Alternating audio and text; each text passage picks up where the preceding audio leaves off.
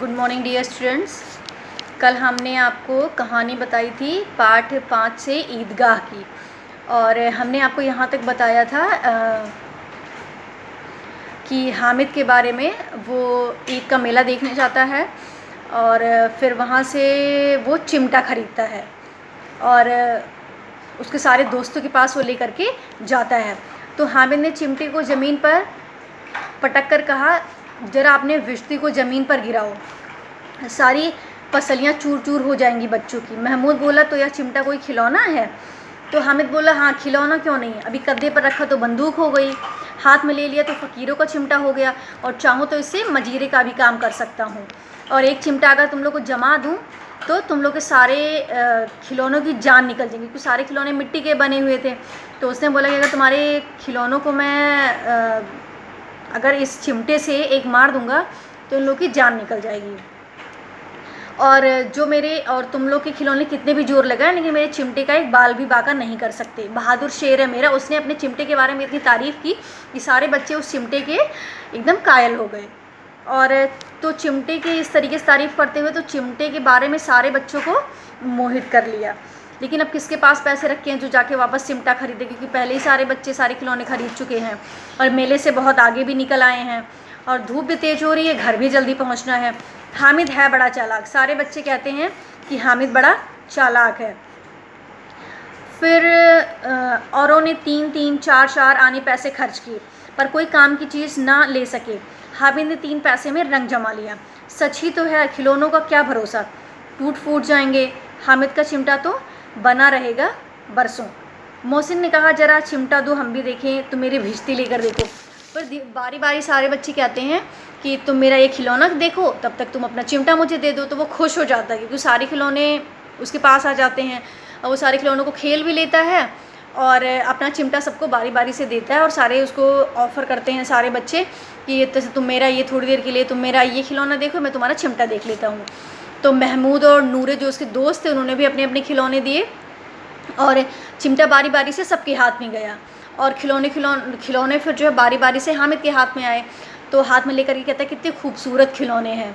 तो रास्ते में महमूद को भूख लगी, उसके अब्बा ने केले खाने को दिए। महमूद ने न केवल हामिद को अपना साथी बनाया, हामिद को अपना साथी बनाया, और बाकी उसके मित्र ताकते रह गए।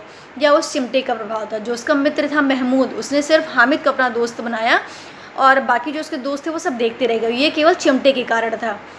और 11 बजे सारे गांव में हलचल मच गई। मेले वाले लौट आए।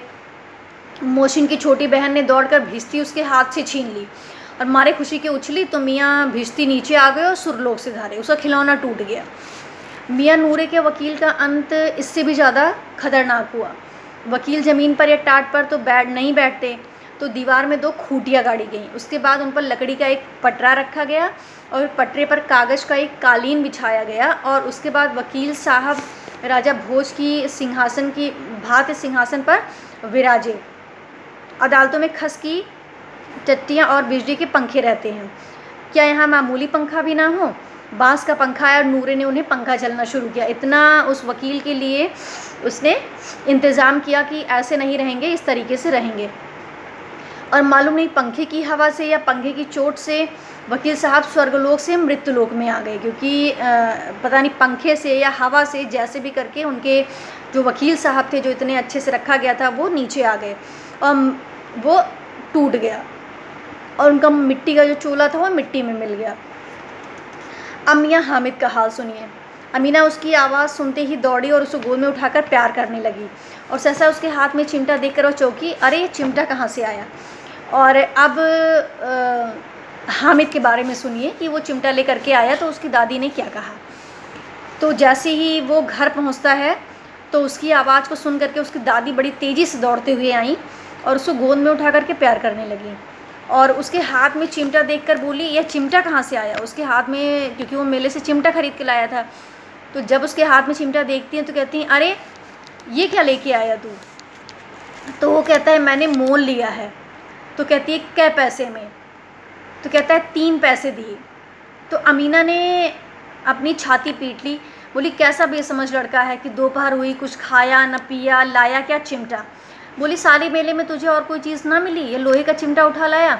उसकी दादी जब आती हैं, उसकी आवाज़ को सुन कर के दौड़ के आती हैं, तो फिर कहती हैं कि देखती हैं तो उसके हाथ में चिमटा रहता है। तो कहती हैं कि तुझे मेले में और कुछ नहीं दिखा था, तुम ये चिमटा लेकर के आए। तो उसको इतना दुख होता है कि वो कहती है कि दोपहर हो गई है, ना तुमने कुछ खाया ना पिया, और 3 पैसे मैंने तुमको दिए थे, और इस 3 पैसे में तुमने चिमटा लिया। और सारे बच्चे जब खिलौने खरीद रहे होंगे तो तुम्हारा भी मन कहा होगा, फिर और सारे बच्चे मिठाई खरीद रहे होंगे, खा रहे होंगे, जो भी है, लेकिन तुम्हारे दिल और दिमाग में यही था कि मुझे चिमटा खरीदना है, तो 3 पैसे जो मैंने दिए थे उसमें तुमने चिमटा खरीदा। और फिर कहता है, हामिद ने अपराधी भाव से कहा, तुम्हारी उंगलियां तवे से जल जाती थी, इसलिए मैंने इसे ले लिया। फिर वो कहता है कि बहुत ग्लानि महसूस करके फिर कहता है कि आप जब रोटियां बनाती थी तो आपकी उंगलियां जो थी वो तवे से जल जाती थी, आपकी उंगलियां तवे से जल जाती थी, और ये मुझे अच्छा नहीं लगता था, तो इसलिए मैंने ये चिमटा लिया। तो अमीना का क्रोध जो था वो तुरंत स्नेह में बदल गया, वो उसे बहुत प्यार करने लगी। वो उनका जो कुछ देर का क्रोध था, वो उसकी बच्चे की बातें सुन करके उनका हृदय जो है वो पिघल गया। और फिर देखते हैं कि बच्चे में कितना त्याग, तपस्या और सद्भाव और कितना विवेक है। दूसरों को खिलौने लेते और मिठाई खाते देखकर क्या इसका मन ललचाया नहीं होगा? वहाँ भी इसे अपनी बुढ़िया दादी की याद बनी रही।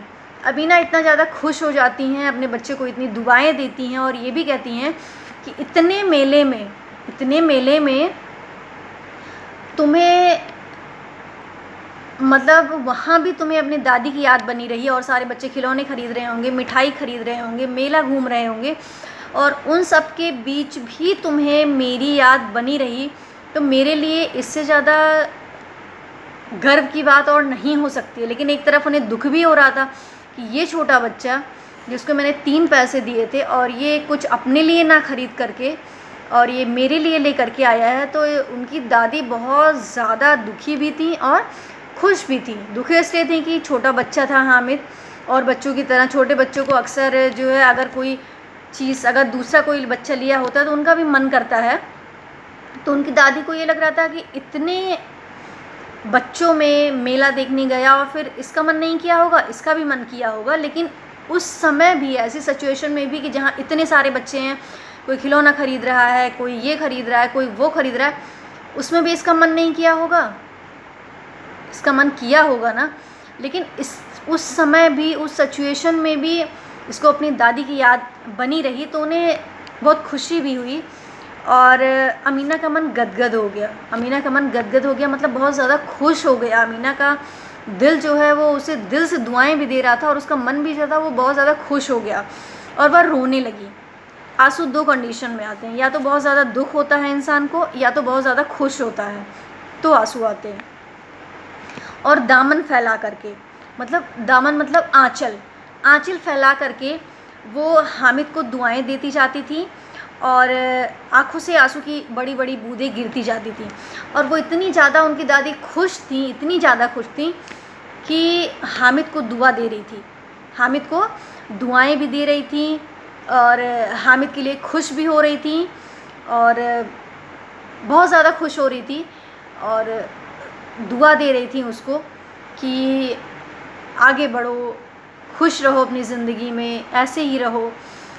तो इस पाठ से हमें ये शिक्षा मिलती है कि अगर हमारे घर में भी बड़े बुज़ुर्ग बूढ़े हों तो हमें उनका ध्यान रखना चाहिए, हमें उनकी छोटी छोटी ज़रूरतों का भी ध्यान रखना चाहिए कि उन्हें किस चीज़ की ज़रूरत है और उन्हें क्या चाहिए।